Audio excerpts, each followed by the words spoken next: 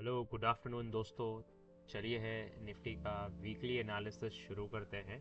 शुरुआत करेंगे हम वीकली टाइम फ्रेम से। तो जैसा आप देख सकते हो, हमको लास्ट वीक में बहुत अच्छा एक सेलिंग प्रेशर देखने को मिला था, और उसके पहले का जो वीक था हमने जो वीकली एनालिसिस किया था उस पे हमने प्रेडिक्ट किया था, बाजार को एनालाइज किया था कि हमको एक अच्छा खासा सेलिंग प्रेशर देखने को मिलेगा, और रीज़न था कि वो एक डेली की सप्लाई जो उनके पास प्राइस पहुंच चुका था।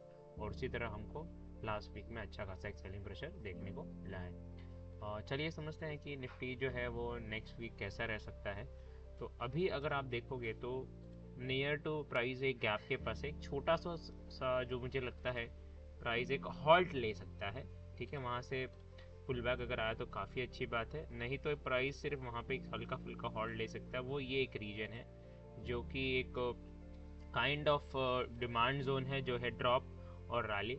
ठीक है, यहाँ पे कोई बेस कैंडल नहीं है, तो ये एक छोटा सा डिमांड जोन है जो एक हल्का फुल्का प्राइस को थोड़ी देर के लिए साइडवेज कर सकता है। उससे ज़्यादा कुछ इसमें स्ट्रांगनेस नज़र नहीं आता है, और जो अल्टीमेटली है प्राइस को इस गैप को फिलअप करना है। और बात करें वीकली टाइम फ्रेम पे डाउन साइड की ओर, तो डाउन साइड की ओर हमको और ज़्यादा कुछ प्रोटेक्ट करने के लिए दिख नहीं रहा है बिसाइड दिस गैप्स। तो पहले अगर ये लेवल जब टूट जाए तो हम आगे का डिस्कस करेंगे। मूव ऑन करते हैं डेली टाइम फ्रेम पर, और डेली टाइम फ्रेम पर काफ़ी कुछ है डिस्कस करने के लिए। तो सबसे पहला जो इम्पोर्टेंट है कि सपोर्ट के बारे में हम जो बात कर रहे थे, जो मैंने आपको वीकली टाइम फ्रेम पर मार्क करके दिखाया, वही सेम चीज़ आप देख सकते हो यहाँ पर है। एक बार मैं गैप का जो बैकग्राउंड है उसको मैं थोड़ा सा एक अलग कलर कर देता हूँ, ताकि डिमांड जोन के साथ वो कॉन्फ्लिक्ट ना करे। ओके, तो ये हमारा जो गैप का एरिया है ये मोस्ट प्रोबेबली हमको भरते हुए नजर आ रहा है। उसके पहले जो एक छोटा सा डिमांड जोन है जो प्राइस को यहाँ साइडवेज कर सकता है, और अगर इसने डिमांड जोन ने हल्का फुल्का प्राइस को सपोर्ट किया तो ऊपर साइड की तरफ हमारे पास अच्छे खासे सप्लाई जोन है जो कि प्राइस को वापस पुश बैक कर सकते हैं डाउन साइड की ओर। बात करते हैं डिमांड जोन, एक स्ट्रॉन्ग डिमांड जोन करेक्शन इस तरह से नीचे आती रही तो क्या है प्राइस को सपोर्ट करने के लिए, क्या है रोकने के लिए। तो आप देख सकते हो यहाँ पे एक मैंने डिमांड जोन मार्क करके रखा हुआ है। मैं लेवल प्लॉट कर देता हूँ आपके लिए प्रॉपर।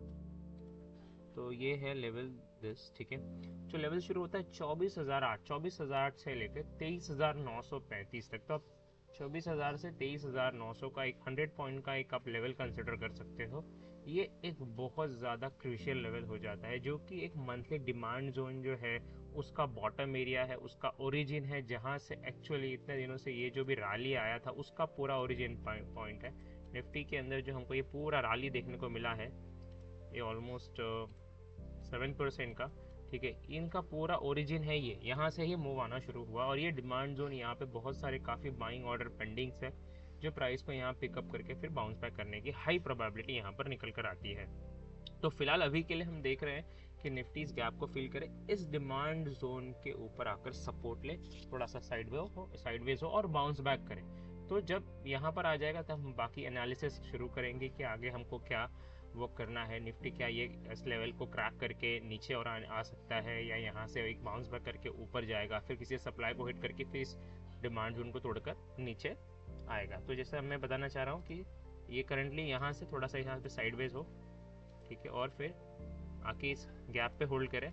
ठीक है, और फिर यहाँ से ऊपर यहाँ पर जाए, यहाँ पे किसी सप्लाई जोन को हिट करे, और फिर यहाँ से इस डिमांड जोन को तोड़ के ये सारे गैप्स को भरे।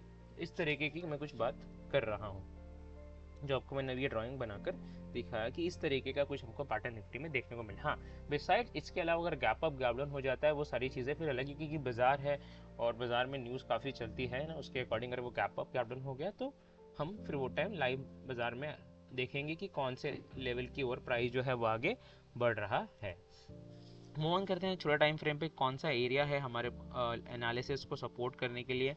तो डाउन साइड की ओर जैसा आपको मैंने बताया कि ये जस्ट इन रुका सकता है, रुकाया तो अच्छी बात है, बट लेवल है तो लेवल को प्राइस रिस्पेक्ट करता है, इसके लिए मैंने मार्क किया है। कोई भी लेवल को हम इग्नोर नहीं कर सकते हैं। जब प्राइस उस लेवल के पास आके किस तरीके का रिएक्शन दिखा रहा है उसके अकॉर्डिंग वहाँ पे एक्शन लेना होता है। अगर प्राइस बहुत एग्रेसिवली फॉल कर रहा है तो हमको कंजर्वेटिव अप्रोच वहाँ पे फॉलो करना होता है, लेकिन अगर वहाँ पर प्राइस जो है वो कंजर्वेटिव तरीके से आ रहा होता है, स्लोली स्लोली आ रहा होता है, तब हमको एग्रेसिव तरीके से सोचना होता है। तो अभी फिलहाल हमको प्राइस जो है अग्रेसिव नज़र आ रहा है, तो हमको यहाँ पे कंजर्वेटिव अप्रोच अपनाना पड़ेगा कि प्राइस यहाँ पर आए, इस लेवल को रिस्पेक्ट करे, है ना, कुछ फॉर्मेशन दे अगर ऊपर जाने की कोशिश कर रहा है, वरना इसको तोड़ के ये गैप को भरने के लिए वो शुरू डाउन साइड की ओर कर सकता है। हालांकि मुझे एक चीज़ नज़र आता है, आरएसआई को अगर आप देखोगे तो आरएसआई काफ़ी डीप ओवरसोल्ड हो चुका है, तो यहाँ से हल्का फुल्का बाउंस बैक ऊपर जरूर बनता है, यहाँ से एक बाउंस बैक होकर या फिर प्राइस डायरेक्टली गैप ओपन होकर फिर गिरना शुरू करे, तो ये इंडिकेटर है जो यहाँ पे ओवरसोल्ड हुआ है वो भी क्या बोलते हैं वापस से न्यूट्रल जोन पे आ जाए और फिर गिरना शुरू कर सकते हैं करे।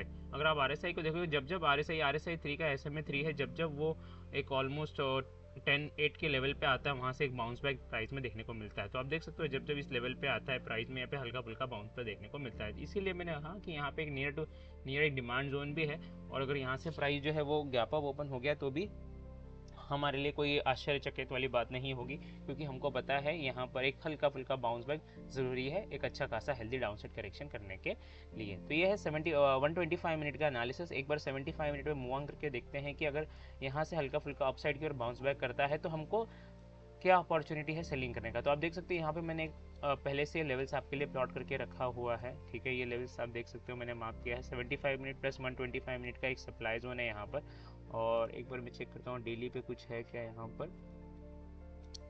जी डेली पे यहाँ पे एक सप्लाई जोन है, ये वाला यहाँ पे एक डेली का अच्छा खासा सप्लाई जोन है यहाँ पे। तो ये एक डेली का है हमारे पास एक सप्लाई जोन है, और एक छोटे टाइम फ्रेम का यहाँ पर सप्लाई जोन है। तो यहाँ से प्राइस अगर बाउंस बैक करता है तो इसके आसपास हमको एक अच्छा खासा सेलिंग का अपॉर्चुनिटी मिल सकता है, बिकॉज मुझे इसके अलावा बाकी कुछ नज़र नहीं आ रहा है। यहाँ पे आप देख सकते हो आरएसआई में डाइवर्जेंस वगैरह कंटिन्यूस बन रहे हैं, तो डाइवर्जेंस बनना इसका मतलब ये नहीं कि ट्रेंड चेंज होना, इसका मतलब एक हल्का फुल्का बाउंस बैक हमको देखने को मिले और हमको वापस से ट्रेंड के अंदर राइड करने का अपॉर्चुनिटी बाजार जरूर देगा। तो ये है निफ्टी का एनालिसिस, आपके साथ लेवल्स वगैरह काफ़ी कुछ शेयर कर दिया है। बस लेवल्स को फॉलो करना है, पेशेंसली वेट करना है, बाजार जब लेवल के पास आएगा उसके बाद देखना है उसका रिएक्शन कैसा है। अगर बहुत अग्रेसिव मोड में आ रहा है प्राइस, बहुत तेज़ी से करेक्शन होकर आ रहा है, तो उस लेवल के ऊपर हमको कंजर्वेटिव अप्रोच फॉलो करना है, रुकना है, देखना है प्राइस को वहाँ पे बुलिश फॉर्मेशन बनाने देना है। लेकिन अगर वहीं पे प्राइस स्लोली धीरे धीरे आ रहा है, कंसोलिडेशन करते करते आ रहा है, उसके बाद हम अग्रेसिव अप्रोच अपना सकते हैं। तो ये है निफ्टी का एनालिसिस, ठीक है। चलिए मिलते हैं अगली बार।